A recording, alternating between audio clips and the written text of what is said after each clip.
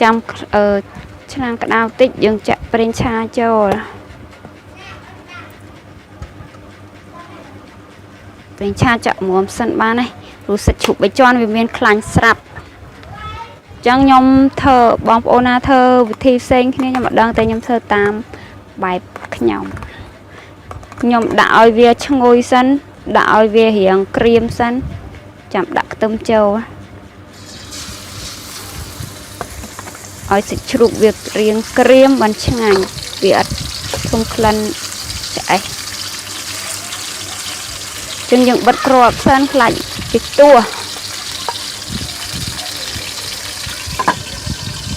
ចាបិទចាំបន្តិចទៀតឲ្យវាក្រៀមសិនឥ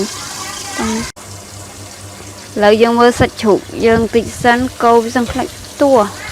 វាខ្ទួហាបងនេះវារៀងក្រៀម